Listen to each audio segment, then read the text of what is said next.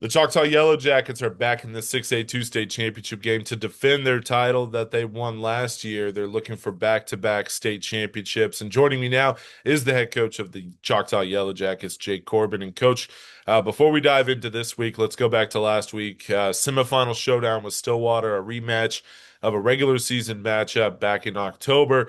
The Pioneers got the best of you in that one, but you guys get the ultimate last laugh with a win over Stillwater in the semifinals to punch your ticket back to Edmond.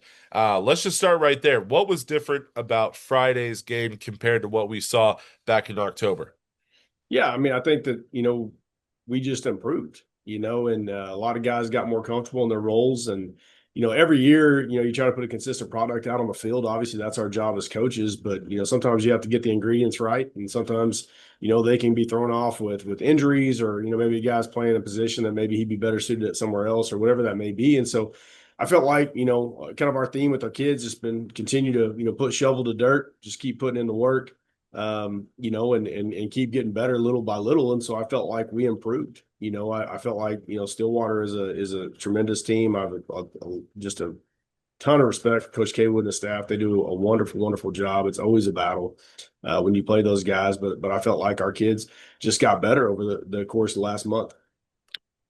Watching some of the highlights from it, I wasn't at that game, but we had a video guy there, and watching some of the top shots from that game, there was a lot of defense from the Yellow Jackets. And when I look back at the matchup back in October, they were able to run the ball back Right. in October. But when I was watching the game on Friday, you guys were swarming to the ball. You made the quarterback run game very difficult. You did a good job containing the running back, no real big plays. Just talk about the defensive side of the ball specifically and how you guys were able to execute and really shut them down for nearly all four quarters. Yeah, I mean, I thought our box players played extremely well. I felt like our D line and linebackers played exceptional.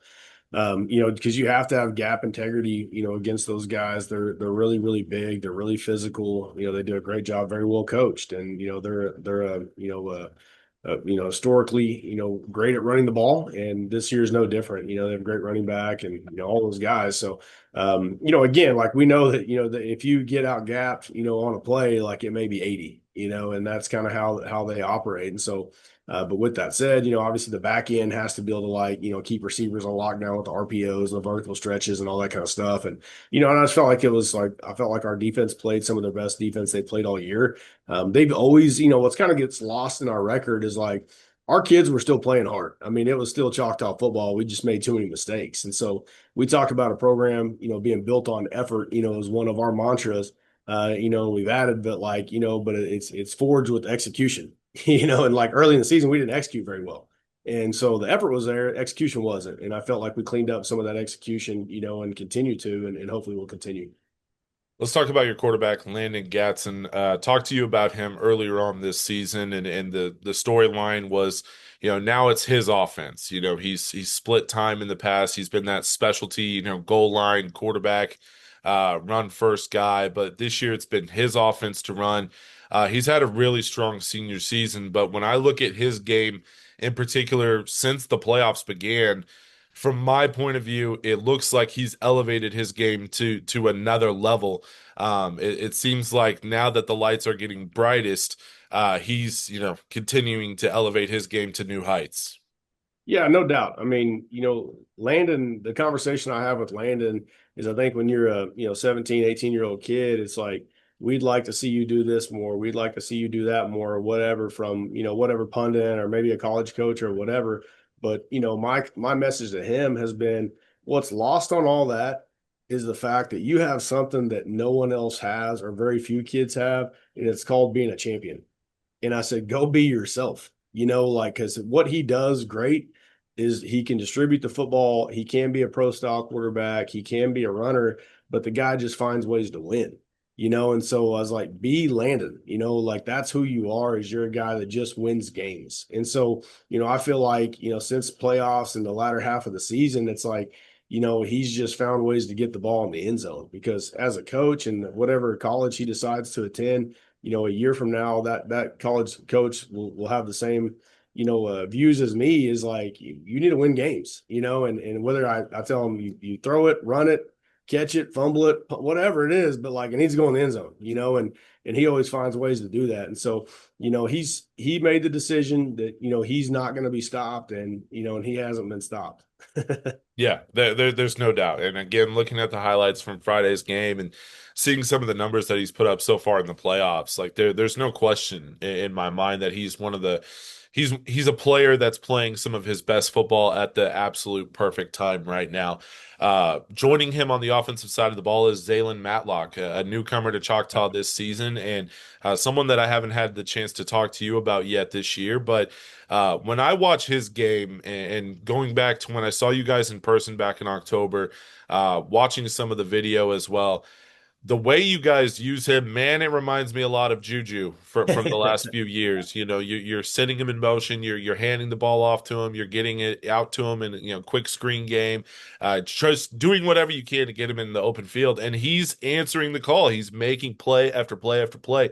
Even in the loss to Stillwater in October. Big plays from him during that game. Again in the semifinals, big plays from him. He's reminding me a lot of Juju, and you mentioned players that are champions. Juju was a champion. Maybe Matlock is as well. Yeah, I mean he's fit into our culture really, really well, and does a great job. And he's a great perimeter blocker. He's great with the ball in his hands if he's running it, catching it, whatever that is. Great on special teams, all those kind of things. And he's kind of gotten lost, I feel like, a little bit in the year, and people are kind of just now, as like the bigger the game, the higher the attendance, obviously, and more eyes are on us, and people are figuring out like this kid's really special.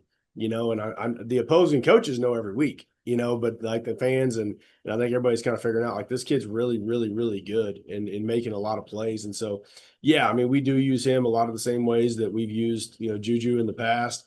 And he reminds us a lot of Juju. He's a very tough kid, high IQ, really, really electric when the ball in his hands and super, super explosive. And, the kind of the interesting thing, one of the interesting things about him is, not being just a super big guy, like he's one of our best 50-50 ball winners. If you put in there, he's probably coming down with it. And, just has a knack for coming down with the ball and making plays. And so super electric. I'm really, really happy for him because I know that like, these playoff wins and all that has meant a lot to him and he's locked in and fits into our culture extremely, extremely well and made us really, really, really good football team. I know you guys have a state championship game at 7 o'clock on Friday night, so we don't have all day. But here's the part of the conversation where we just open it up. Let's talk about some more players that have stood out. Who have been critical parts of what has made this Choctaw team special this season and allowed you to make it back to the state championship game. Well, I mean, I'll try to make it fast. But there's a lot of them. Yeah. I mean, on offense, you can't not mention Mayor Morgan. You can't not mention Titus Hawk. Those two guys are really, really special and really good. And I'll start with Mayor.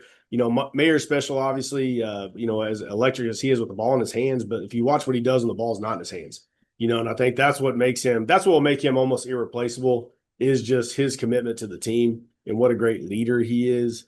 And just because, I mean, he literally does not care who gets the credit. Like he wants that football scored, period. And he's going to run so relentlessly and just with so much passion that he's not going to be denied.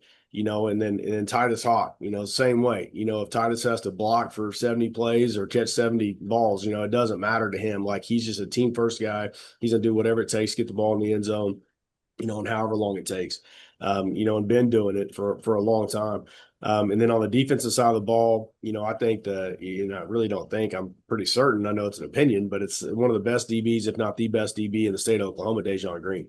What gets lost in these last games is he's gone up against P4 receivers every single week and hold them to 0 catches week after week after week, and then on top of that, he's playing, 50 snaps of offense as well, and rushing touchdowns, receiving touchdowns, whatever that may be, blocking on the perimeter, whatever's asked of him. And just, again, the ultimate teammate, does whatever, doesn't care, just wants to win. And then, also Israel Hammonds, is obviously picked up, recently with, Arkansas and Baylor and whatnot. But all the guy does is produce. All the guy does, he's a turnover machine. And, I don't know how he does it, but he if you put the football anywhere near him, he's going to get it.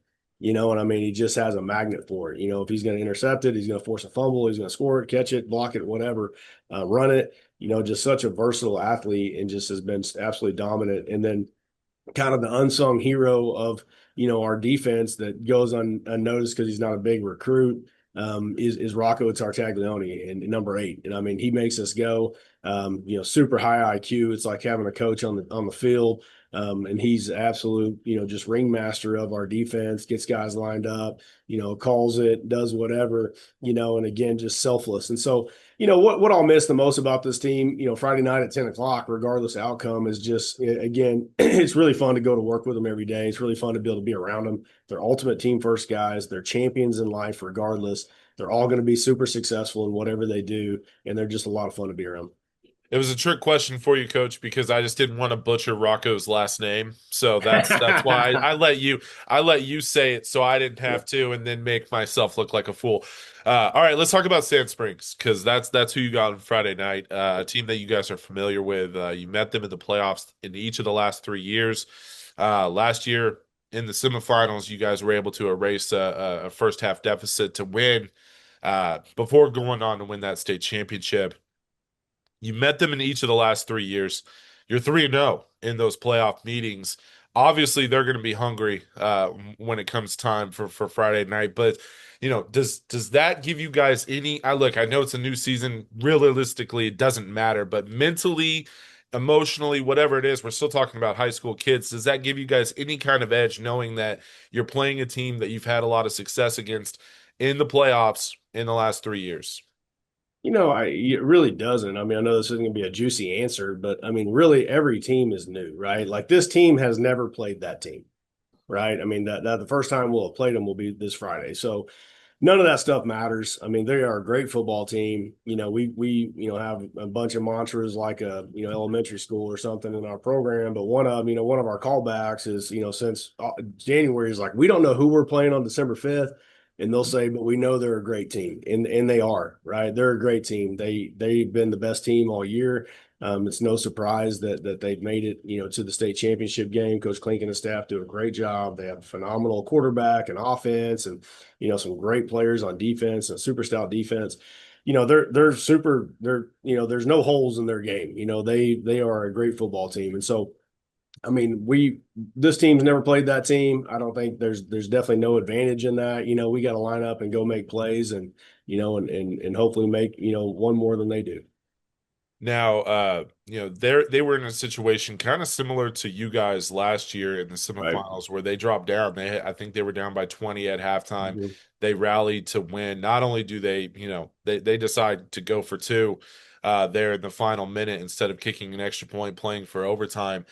They put it all on the line. When you look at this version of the Sandites, and you kind of briefly talked about, what this year's team looks like, what are you expecting from them on Friday night? What stands out to you when you're breaking down the Sandites on film from this season? Well, obviously they're talented everywhere. I mean, they have playmakers all over the field in all three phases, but I think that, what's going to stand out to everyone in the game Friday is their quarterback. Their quarterback is phenomenal, and he can just a perfect pass beats perfect coverage every time, and he can put it in absolute buckets, and sometimes it's like just play the next snap. I mean, because when he puts it in places like that, there's really no defense for it. And so he's so accurate, he's a tough kid, buys time, makes plays with his feet, all those kind of things. And obviously has a great receiving core, running back, O-line, etc. But the offense is just so explosive. And so I don't think there's any lead safe. I don't think at any point, you're going to feel good, as you mentioned, down 20 to PCO last week and still find a way to come back and win. So, I think that stands out just how explosive they are. They can just score and pile it on in a hurry. And then defensively, they're going to make you snap it again. They have great players on defense that you can tell are just absolutely super high IQ kids that play with extreme effort for Coach Klink, and he does a great job scheming. And they're going to be sound. And so you have to earn everything you get. They're not going to give you anything, and we fully expect obviously a full quarter game, and hopefully we're still in it. Final question for you. It's the same question we're asking every coach before we get out of here. Easy question for me to ask. What are some of the biggest keys for Choctaw to go back to back as 6A2 state champs? Yeah, I think it's always the same in big games, and this is a state championship game, but the message to our kids is go win a football game. How do you win a football game? Well, I win a football game by doing my job on this play and doing it with extreme effort. So it's always a play by play with doing my job and executing it repeatedly, right? And that's how you win these games. It's never do more, do less. Like I have to do my job. And so we have another mantra, so what, now what, next play. I say you score a touchdown, so what, now what, next play. I give up a touchdown, so what, now what, next play, right? I have to win this next play. So again, not a juicy answer, but the old coaching adages will be 100% be true. Whoever wins special teams, whoever limits turnovers, right, and limit explosives, and whoever gets explosives, like those are the teams that will lose the game or win the game in these type of games. And there's going to be some big play that happens, and generally about three. And if you're on the right end of those, you have yourself a chance to win in these 50-50 type games. Coach, congrats again on making it back to the state championship game. Looking forward to this one. Two of the best teams in 6A2 all season matching up. Great quarterback matchup between Easton Webb and Landon Gatson, two of the best senior quarterbacks in the state of Oklahoma. Plenty of other great players on both sides as well. It should be a fun one on Friday night at UCO. Congrats again on making it back there. We'll talk on Friday, all right? I appreciate it. Thank you, Michael. That's Choctaw head coach Jake Corbin. This has been another Coaches Conversations to preview this week's state championship games. You can hear from Sand Springs head coach Bobby Klink right now on our Prep Red Zone Oklahoma YouTube channel. You can also get the Coaches Conversations from 6A1, from Class 5A, and then, of course, follow along Thursday, Friday, Saturday, and into next week as well for all of our state championship coverage right here on the Prep Red Zone Oklahoma YouTube channel. For Coach Corbin, I'm Michael Knight, and this has been another Coach's Conversation.